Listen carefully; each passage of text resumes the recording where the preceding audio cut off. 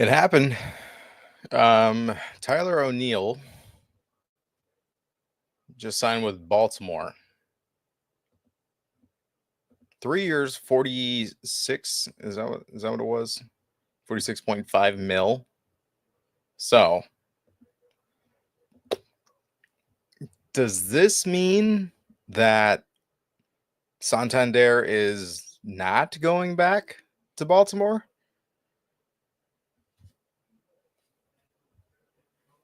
I don't know, but I need to pull some stuff up. I decided to go live. I just made a video about Willie Adamas's deal that just got signed with San Francisco. Did not feel like recording and editing a whole thing. So we're just going live because I'm tired. And I got a long week ahead of me. And we have winter meetings up. So there's going to be a lot going on. So we're just going live. Why not? I'm trying to get somebody else in here because it's boring if it's just me. I don't even know if he's awake. That's a big issue as well. All right, Fangraphs. What do we got? I wonder if they're even showing it. Let's take a closer look at the Orioles. I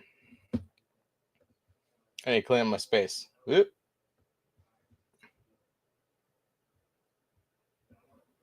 All right. Let's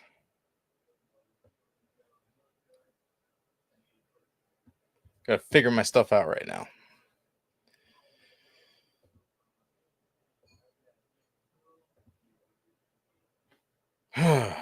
Okay. Baltimore. God, Fangraphs, you guys are so quick. So Tyler O'Neill looks like he's gonna be slotted for left field, batting fourth, according to Fangraphs. In fact, you know what I should do? I should just show you guys. Let me pull this up.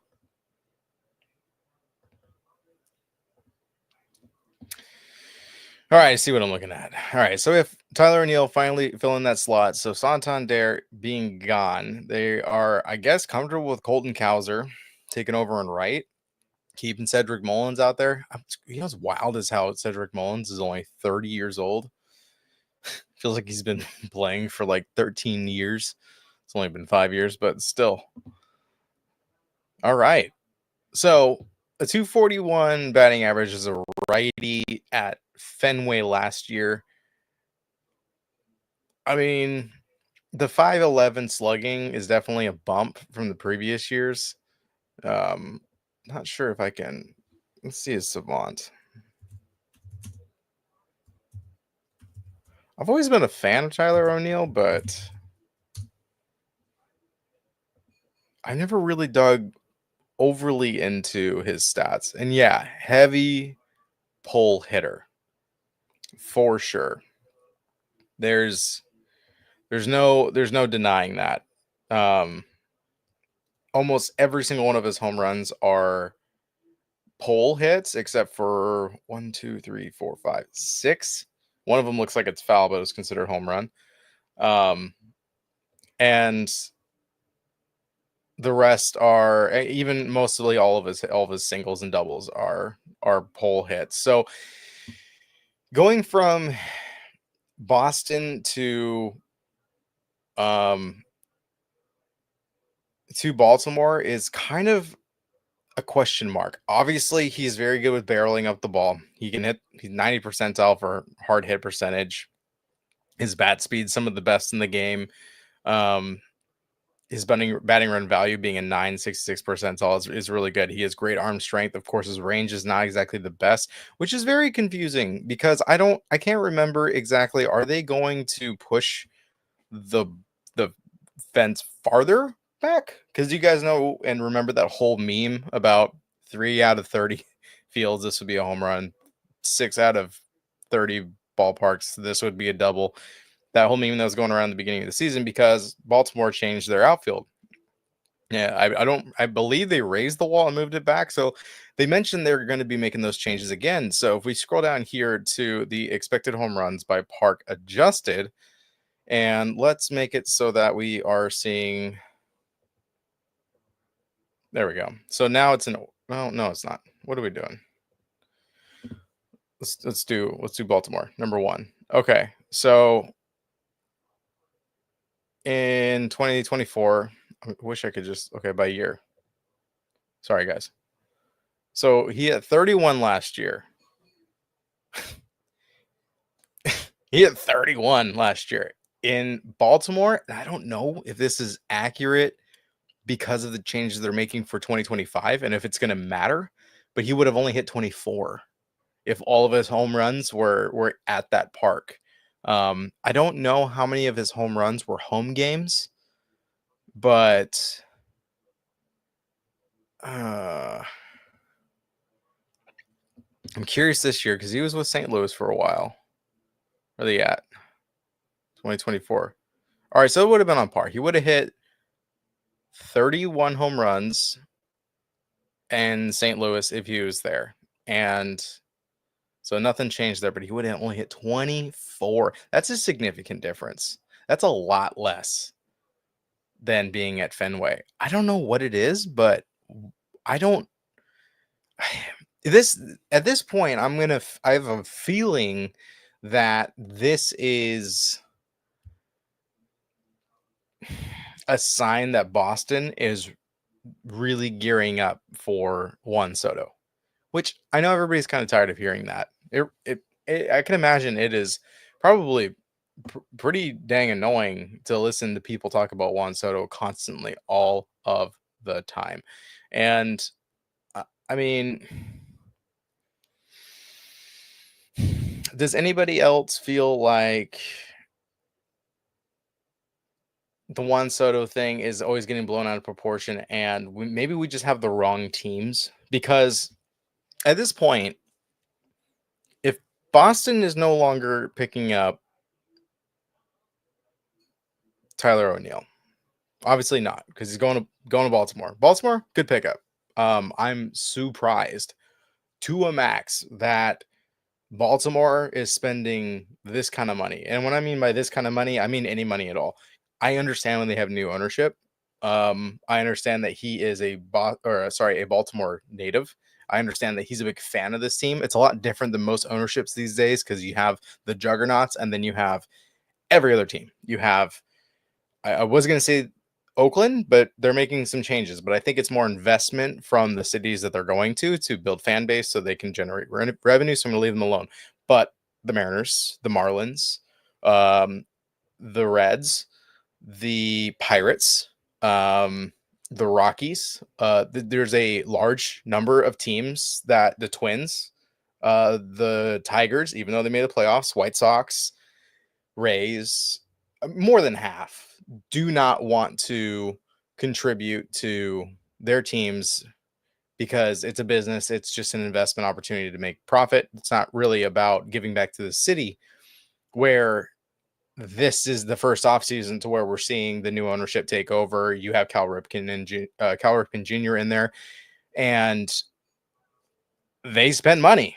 I mean, it's not a ton, but for a left fielder at age 31 or so, having a tremendously good season in Boston, given that he is a right-handed hitter and you have the green monster there where he gets underneath the ball. This is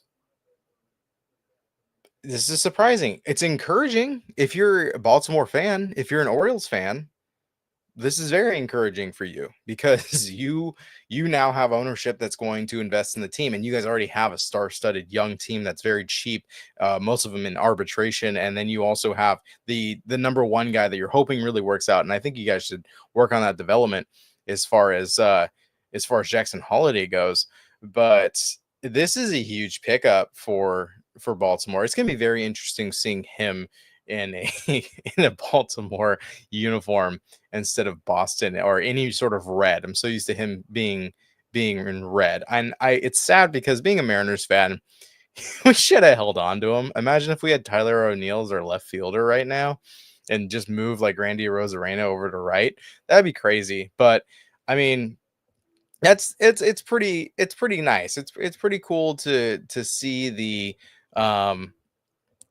the team come together and put some money into it. So If you tell me, is do you think this is accurate? You think you're going to put Jackson Holiday at second base? I mean, is Ramon Urias not competent enough to play second base or third base and put Jordan Westberg over at second? Like, is Jackson Holiday really ready? I don't know, because his 208 plate appearances with the 189, I think he can spend a little bit more time in AAA to develop. I mean, he is like he is young. He's 21. He's not like a Juan Soto yet, but give him the opportunity to, and maybe he will. Oh, you know what? Tyler O'Neill's 29. I don't know why I thought it was 31. I was looking at Ryan O'Hearn. So these two obviously are going to go back and forth for DH and first, Ryan O'Hearn and Mountcastle. Hopefully Mountcastle has a bounce back. I mean, 271 is fine, but his slugging was much more down than it was before. But this is still a solid team. Like, all right, so Santander's on the market. Anybody wants Santander, pick him up, because I don't see where you fit him on this roster. You're not going to put him on the bench. Do you really want to bench Colton Cowser? I mean, even though the AL Rookie of the Year was rather weak, and the NL is very controversial because there was amazing players there, you don't want to bench Cowser. He had a couple months that were not so great, but then the rest of the season, I mean, a 242 slugging 447, not bad. It's not bad. That's not bad. So Tyler O'Neill is going to be it's I don't want to say they're better, because they're not better. They're not better now than last year. I say they are maintaining what they already have. You lost Santander. He hit around the same amount of home runs. He had a similar batting average. He's not a switch hitter like Santander, so you kind of lose that flexibility as far as pitching matchups. Will that affect him? I don't know. Will he perform well in Baltimore? I don't know, given that we don't know how the the distance and the height of the wall is going to. I mean, I know it's posted somewhere, but I'm not exactly sure who has exactly what the dimension changes are going to be, what they're going to add, what they're going to take away, what's going to be considered a home run, what's not going to be considered a home run. Let me see if I can pull up some information. Let's see. Tyler O'Neill. Let's see how he does. I'm not sure how he does in Baltimore as far as his hitting. I'm assuming they looked this stuff up, because just like Willie Adames, like, he's going to be great in San Francisco. That video should be live here any moment. So, let's see here. Come on, Stathead, give me some info. Let's see here. In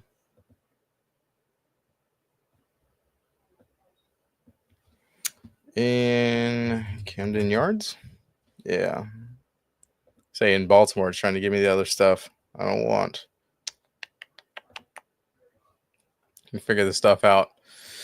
There's none of you guys in here. Oh, we got somebody talking. I think my information's wrong. It says nobody's watching. You think one is worth 700?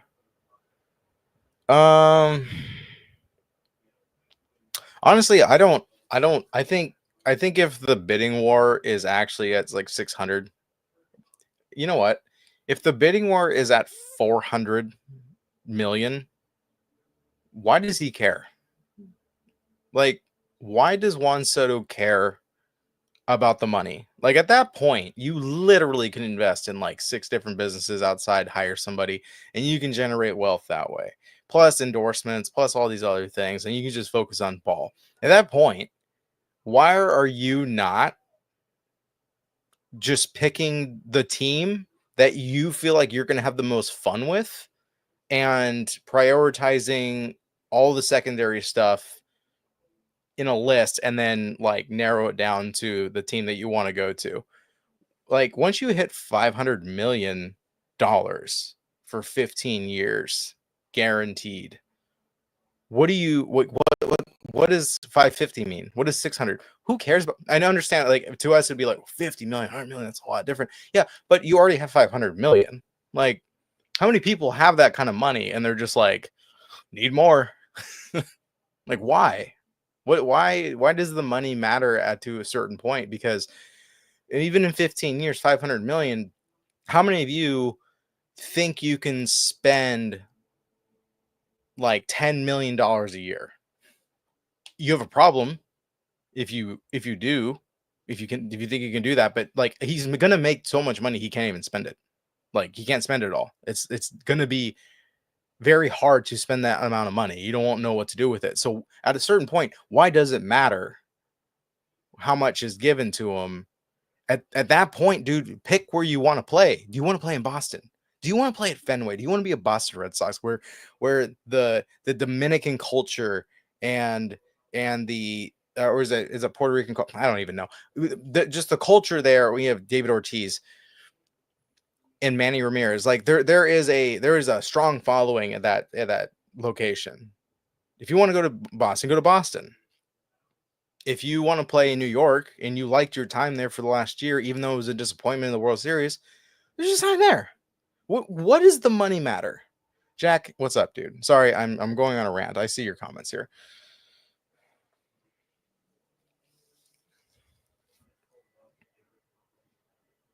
Yeah, I mean 17%, but honestly, like what do you like what do you who cares? Just play where you want to play. If you want to play for the Mets, go play for the Mets.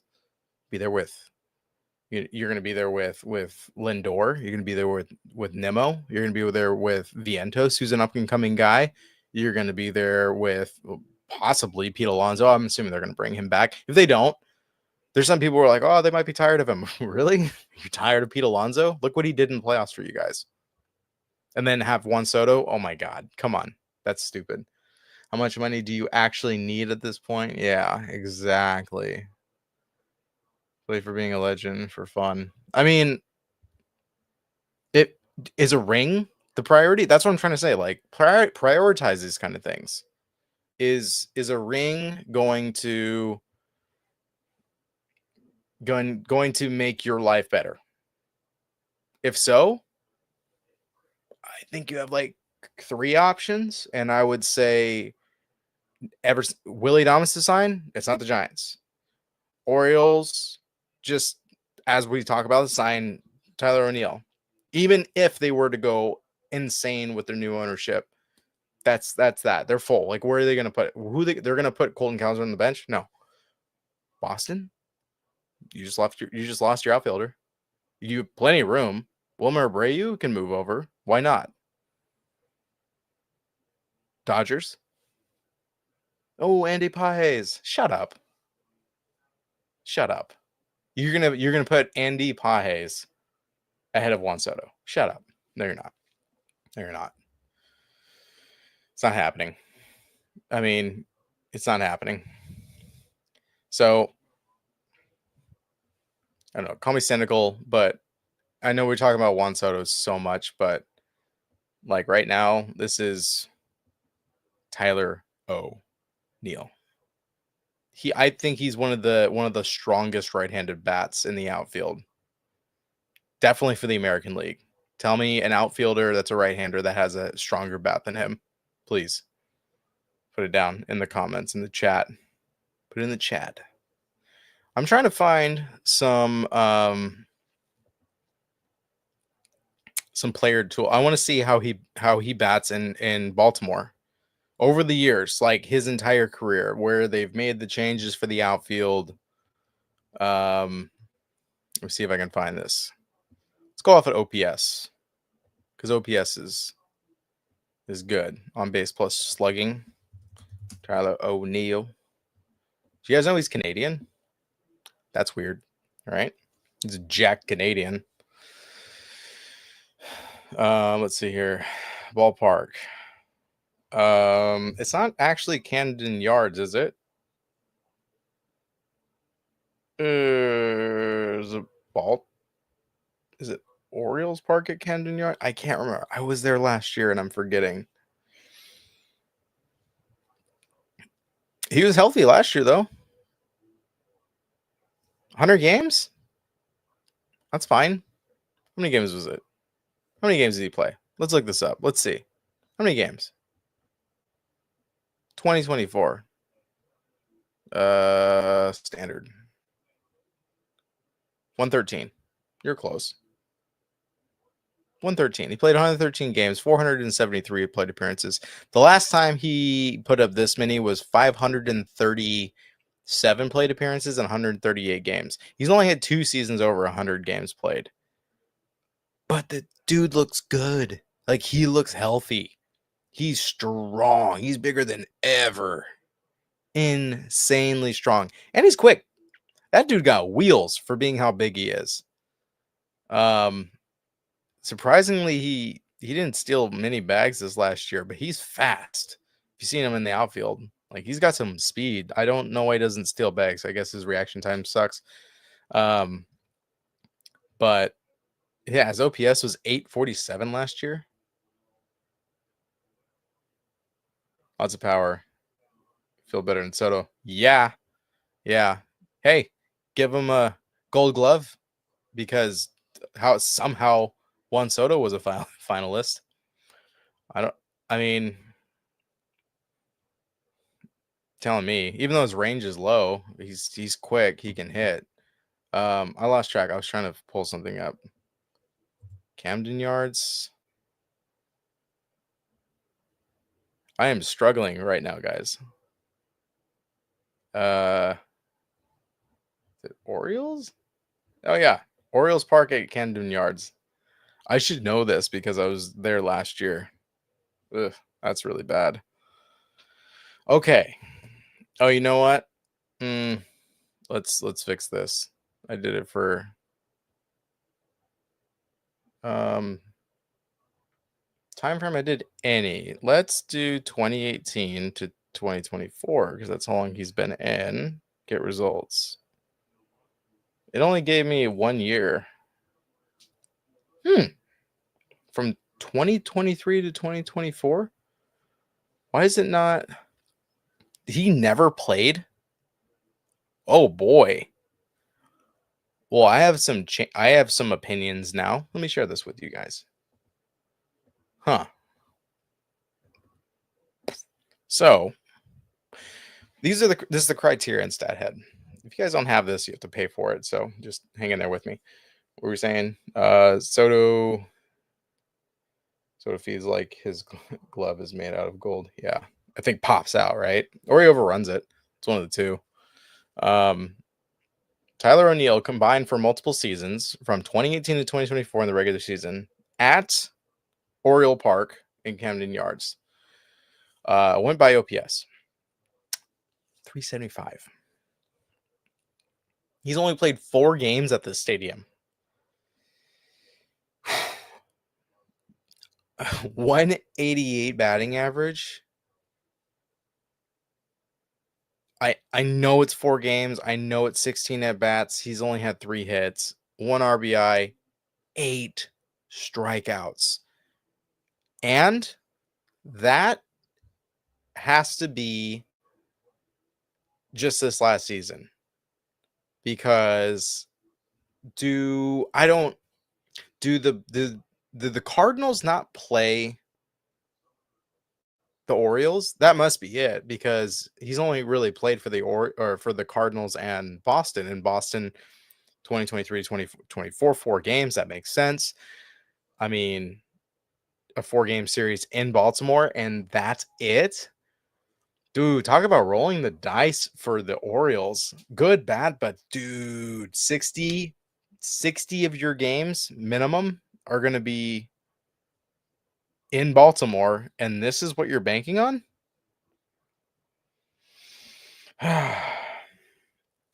Yeah, I mentioned that at the beginning of the stream. But what are they doing with it? Do you have it pulled up? You know what? Let me pull it up. I'll pull it up. Maybe we can figure this out together. I'll just keep this. Actually, I'll keep this up. I'll go find it. Let's see. Orioles changing fence. Obviously terrible at Googling shit. Changes in the dimension of the left field wall at Oriole Park and Camden Yards for the 2025 season. The changes are intended to correct issues that arose after the team pushed the wall back in 22. Sorry, it was not 23, it was 22. The new dimensions are intended to create a happier medium, in quotations, between the original shallow wall and the deeper wall of the past 3 seasons. Okay, wall height. The wall will be 8 feet in some areas and 6 feet 11 inches in other areas. So it'll only be a foot difference, down from 13 feet. Okay, so it was 13 feet. So they're going to lower it. What about the distance? The wall will be moved by 9 to 20 feet in various areas.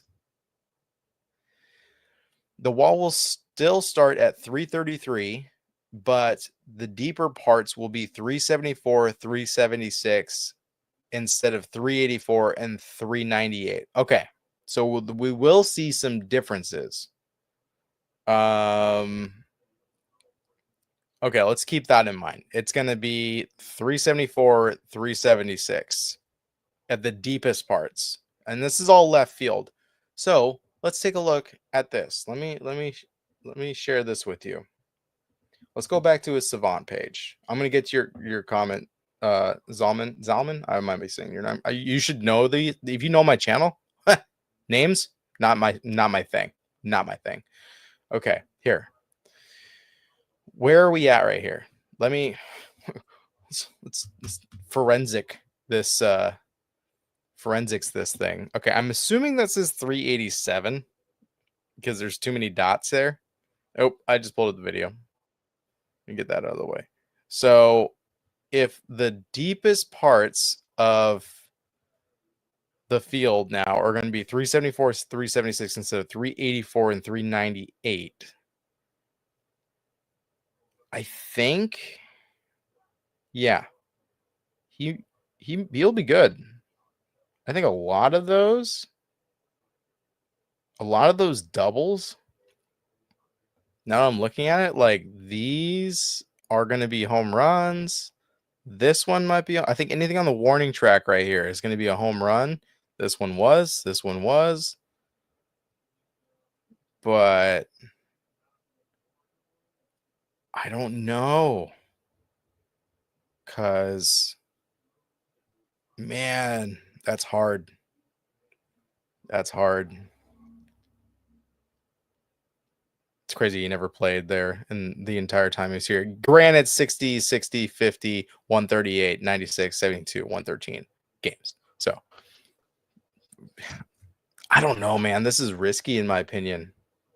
Good pickup, good bat, but I would be severely worried if I was an Orioles fan. I was excited at first, but now I'm looking at the metrics of things. Like I wish I could just jump through these things for you guys, but these numbers are devastating. Like that's, I don't know. I think Yanks should get Soto or spend on other needs. I think they need. I mean, so the problem with the Soto thing is that whoever does not sign him, because I think he's holding out. Like you're missing out on players. You like Willie Adames signed today. The video should be live by now. I need to check that. Is it finally up? Yeah, it is. Okay, it's finally up. And I need to do some housework. I need to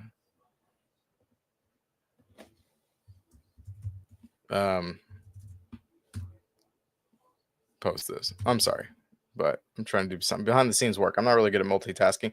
So whoever, if the Yanks don't sign him, players like Willie Adames, who would be an awesome shortstop. Yeah, I know you guys have Volpe. I'm assuming you're a Yankees fan, so that's the reason why I'm saying you. Pronounce Dahl, but with a Z. Oh, Zalman. Okay, cool, Zalman. Sorry, man. I apologize. So I'm all over the place. I got to focus. Volpe's not going anywhere, but he can be moved. You can put him at second. Glaber Torres is gone. You're not going to re-sign him. You need a second baseman. You need a first baseman. You guys always say, "Oh, we'll just put Jazz back at second." No, I think you should just like stop messing with him. I was going to say something else, but you should stop messing with him and just keep him at third, or keep him at second for the next 4 years, or however long you're going to keep him. Like, stop moving him around, or sign a second baseman. There's very little options out there. Obviously, the best one out there is the one that you don't like and you don't want. So go for a trade, or you need to go get Bregman. So the problem with this whole bidding war, which is just going to keep going up, is you're missing out on guys that you could be signing. You need pitching. You need to go get pitching. Go get pitching. You miss Blake Snell. He's gone. Sorry. You are. I mean, I don't. Corbin Burns. Like, maybe you should go get him. I think Boston should grab him, but they're, I guess, in the same boat as you, because you're both in the bidding war for Juan Soto. The Mets should be going to get pitching as well. They lost Minaya, they lost Severino, and he's gone. He's with Oakland or Sacramento, whatever the hell. They lost Jose Quintana. Like, they have, for a team that's talking about going and getting Soto for the playoffs, you are running out of time to sign these guys that will fill holes that you need to go get, whether Jack Flaherty, Corbin Burns, uh, God, there's a long list of pitchers. I really should look into that again, pull it up as far as the free agents go. But to answer your question, I don't know, because it's the Yankees, man. They don't have a budget. They don't have like a cap. Like, they can just keep spending. It's whether or not they want to. And if you're going to get Juan Soto, are you telling me that you're not going to get anybody else? You're like content with like Rodon, Cole, Hill, Cortez.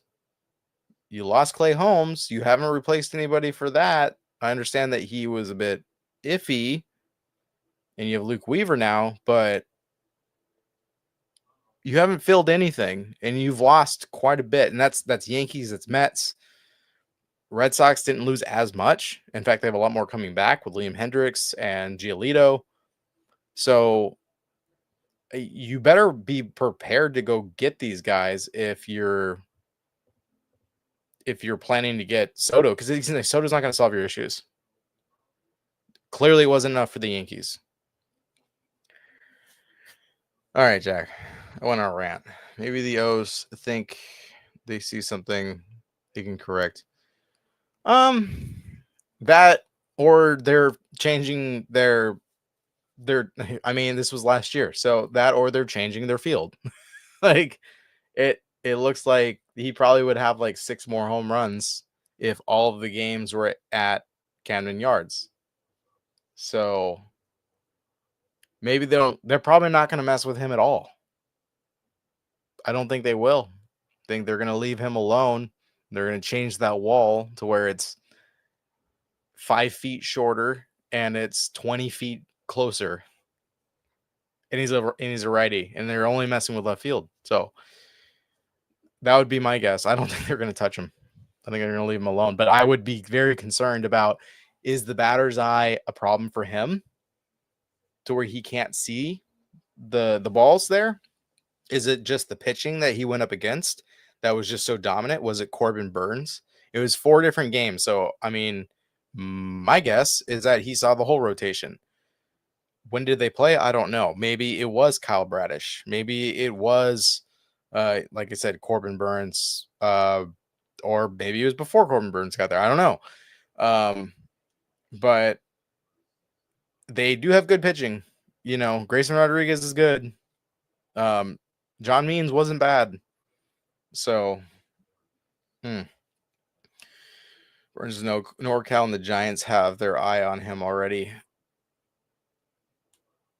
Yeah. Yeah. Adame's I mean, as far as offensively, they just need to fix their left field. I mentioned it in my video. You should go watch my video because my video just dropped and I posted on X and it's about the Willie Adames thing as far as what that means for the Giants. I think it was a great pickup. I think it was good. Way less confusing and like questionable as the Orioles. I'm not worried about the Orioles. I'm not worried about Tyler O'Neill performing, but your floor is not as high as it would be like for the Red Sox. And it worked for them last year because he's a pull hitter. He hits them high, and that monster can't contain it. I can tell you that.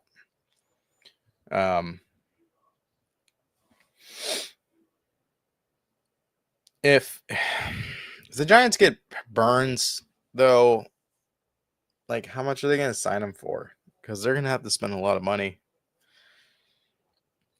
They do need pitching, but I think there's cheaper options out there. I thought maybe they'd get Shane Bieber, but he went straight to Cleveland. He ran to them. So that's what they pulled.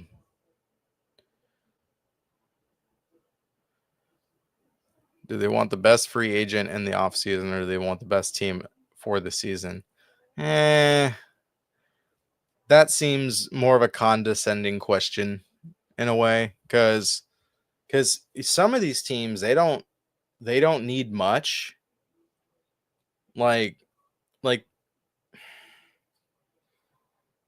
I just mentioned, like if the Red Sox signed Juan Soto, if Juan Soto was like, I want to play here, Boston, I am the reversed Great Bambino from now on. Like that's who he wants to be, or wants to be the new Bambino. Who else do they need to go get?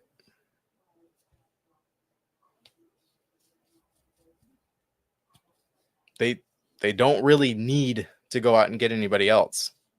You can say they're pitching, yeah, but it's not going to be like unreachable. It's not going to be something that they can't handle.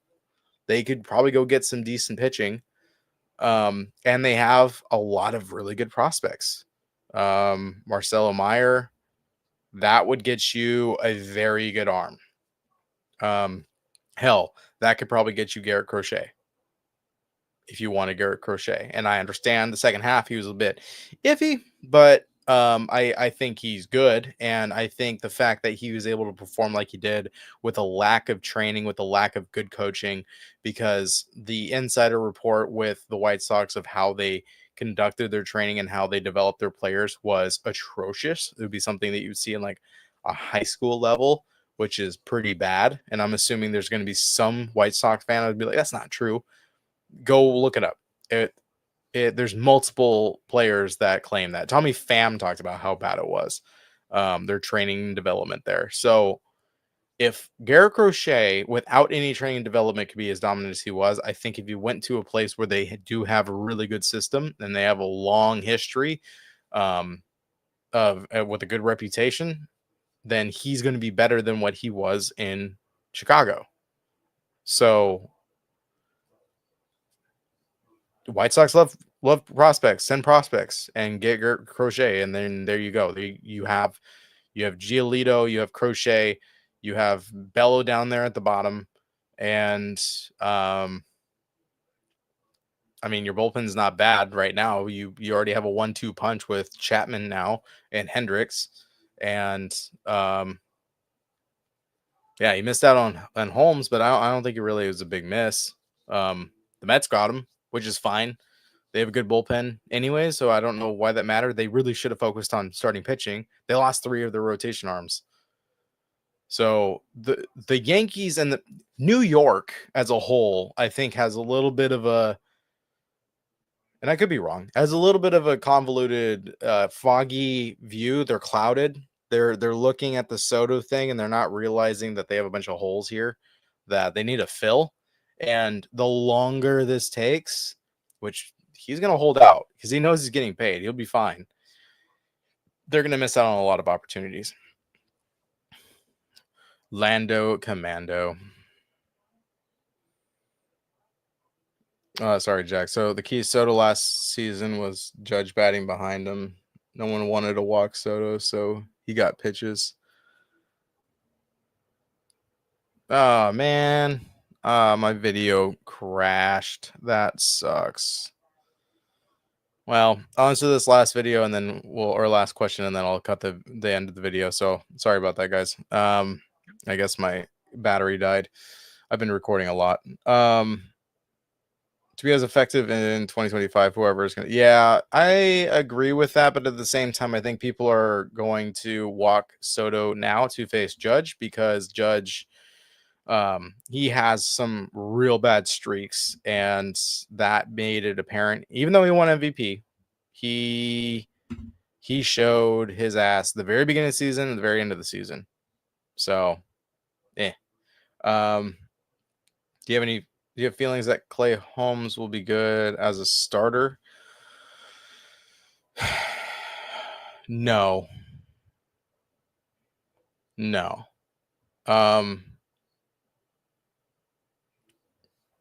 just I think he's a great setup guy in the bullpen. I think he'll be a great second to last setup guy for 2 innings. That'll keep him healthy.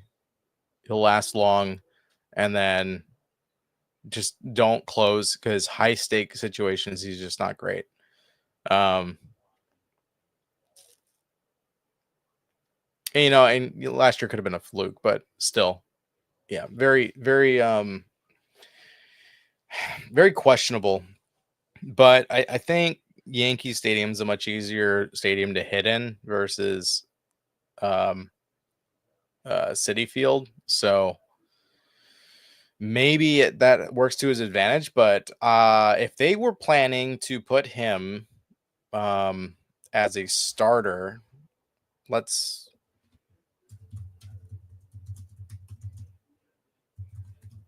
see. What does the depth chart look like according to Fangraphs? Which that's a bad idea. I didn't get that news. So are they planning to make him a starter? Because if that's seriously what they're going with, that's a desperation move, not a smart move. And um, he hasn't started a game in a whole season. You all saw what Kodai Senga was like when he came back from his injury, and then he went right back to being injured. And it was just kind of meh. He should be right here, like a mid reliever. They already have Reed Garrett, Budo, and Diaz. Diaz is a little bit scary too. I'd rather have Reed Garrett up in my closer. I would put Taylor McGill as my starter over him. I think he's good. Or work in that like opener thing, unless they open like a new rule against it. That would be my guess. Christian Scott, if he gets back, that'd be great. But I would get another starter in here. Move him to the bullpen. Blackburn, you can give him a chance, but he should stay the 5 slot. Davidson should be your number 2, and Frankie Montas should be your number 4. You should have a number 3 in here that you should go out and get. That would be my opinion. I'm not on board with this at all. I could be wrong. I'm not saying I'm right, but personally, I hate this. I think that's a stupid idea. Because how many games is he going to start, and how many innings is he going to go when he's only thrown 63 innings pitched, and the only reason why this ERA is a 3.14 is because the last quarter of the season was god awful, and he blew so many games. So, don't know, but you want Juan Soto? What are you gonna do with Nimmo? Put him in center, or move Marte over? I mean, who do you like better? Because none of these guys are batting poorly. I mean, 224 from Nimmo, and that seems low, but